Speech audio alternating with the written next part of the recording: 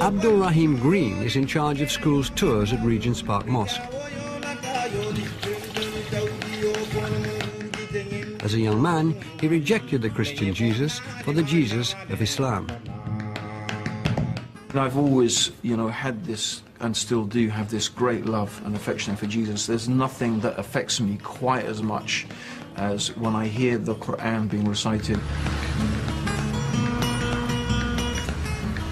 He's also a popular speaker at Islamic events and has been booked to tell the Muslim version of the second coming of Jesus. This is the time when Jesus, the son of Mary, Isa ibn Maryam, he will descend. Now, Isa... Carmen Schultz and Valerie Streit are two Christians who've come to find out more about the second coming of Jesus in Islam. In my faith as a Christian, obviously Jesus comes back, and I would like to see what are the similarities, what are the differences in the understanding. Well, I heard there was a secret chord that David played and it pleased the Lord. In contrast to the Bible, in Islamic tradition, the second coming of Jesus is narrated in vivid detail. Well, it goes like this: the fourth, the fifth, the minor fall and the major lift, the baffled king composing hallelujah. The basic scenario that's given is the world becomes filled with an immense amount of oppression and injustice, and Christ returns in an eastern part of Damascus. His hands will be resting on the shoulders of two angels.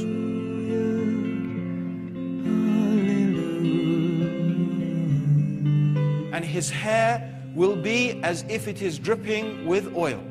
And when he shakes his head, the beads will be like, the beads of the oil will be like pearls. Some of the details were different too, with the whole idea of the oil, and I thought it was interesting. I mean, I'd never heard of that before. Hallelujah! Hallelujah! Hallelujah!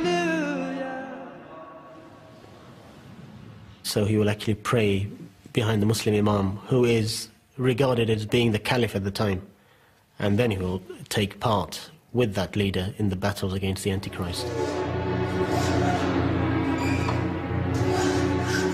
He will destroy the cross and kill the pig.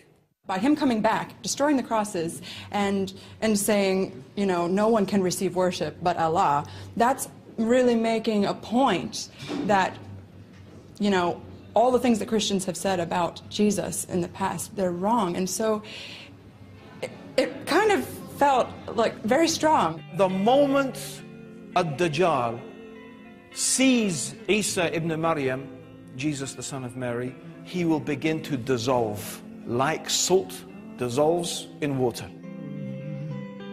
Hallelujah! Hallelujah! Hallelujah! The Christians who claim to be following Jesus will have to accept Islam at this point, the ones who are alive at that time, because he will say to them, if you want to follow me, you have to follow Muhammad.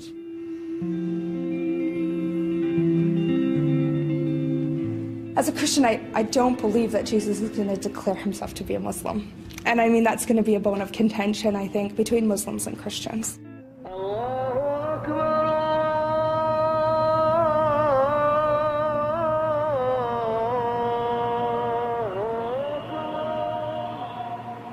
Not all Muslims and Christians see themselves in disagreement. Adam Williamson and Jamie Clark are good friends. Adam is a Muslim and Jamie is a Christian. Despite having different views on Jesus, they often find common ground. I could get into a lot of trouble for saying this, but I do think that there's a lot of truth, about Jesus in the Quran. I'm not looking for where they contradict each other, I'm looking for where they don't contradict each other, because that's where the truth is, I feel. But that doesn't mean, for me, that I have to be a Muslim. The Christian truth is still very deep in my heart. One of the things that I love about Islam, I really love this, is that God has set up all of these meta-narratives Like the Christians have their version of reality, the Jews have their version of reality, the Buddhists have their version of reality, the Muslims have their version of reality, the secularists, atheists have their version of reality. And all of these are talked about in the Quran, all these different realities. And then the Quran says, you better think about these. Think deeply about these. Don't just assume that these are correct. You have to think, you have to use your brain.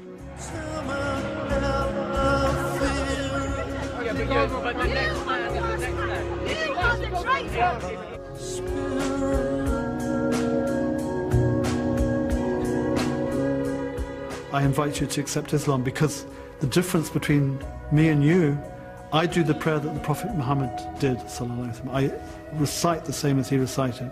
I have the same movements, I have the same prayers. But the Christians do not have the prayer that Jesus had.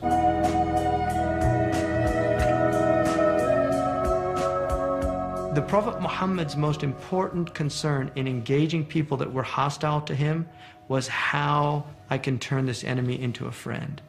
And that only comes from love. That comes from a concern. And I think the centrality of love in the Christian tradition is a very beautiful quality. And it's something that many Muslims have forgotten about their own faith. And I think there's an immense amount that Muslims can learn from Jesus. I also think there's an immense amount that Christians can learn from Muhammad.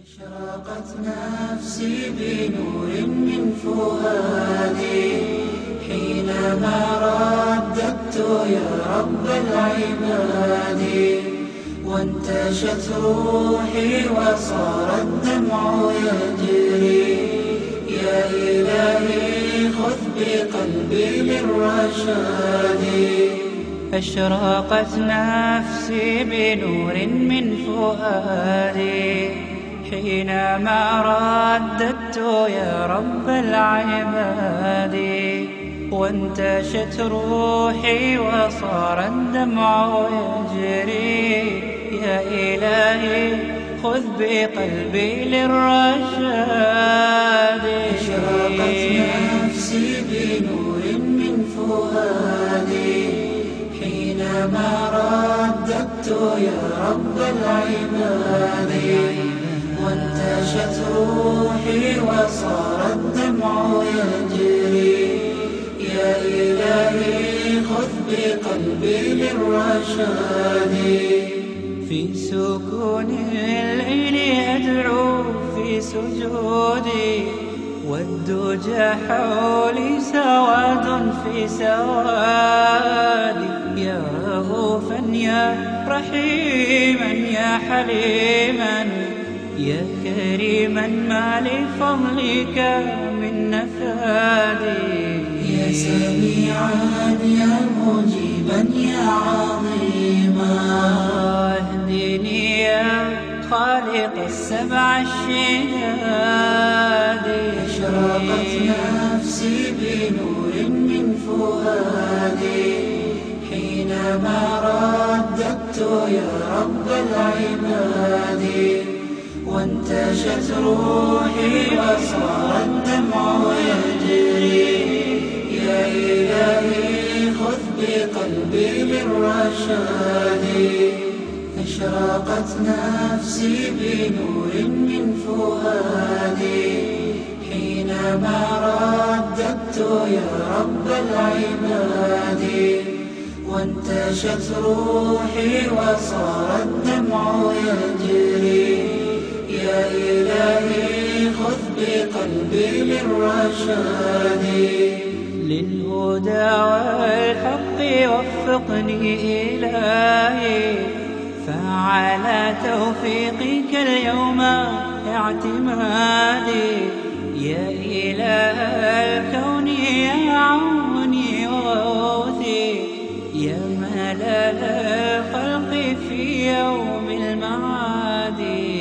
أنا يا ربي أرجو منك عفوا فاعف عن ذنبي وحقق لي مرادي أشرقت نفسي بنور من فؤادي حينما رددت يا رب العباد وانتشت روحي وصار الدمع يجري يا إلهي خذ بقلبي للرشاد أشرقت نفسي بنور من فؤادي حينما رددت يا رب العباد بنور فؤادي حينما رددت يا رب العباد وانتشت روحي وصار الدمع يجري يا إلهي خذ بقلبي للرشاد أشرقت نفسي بنور من فؤادي حينما رددت يا رب العباد وانتشت روحي وصار الدمع يجري يا إلهي خذ بقلبي للرشاد أشرقت نفسي بنور من فؤادي حينما رددت يا رب العباد وانتشت روحي وصار الدمع يجري يا إلهي خذ بقلبي للرشاد في سكون الليل أدعو في سجودي والدجى حولي سواد في سوادي يا رؤوفا يا رحيما يا حليما يا كريما ما لفضلك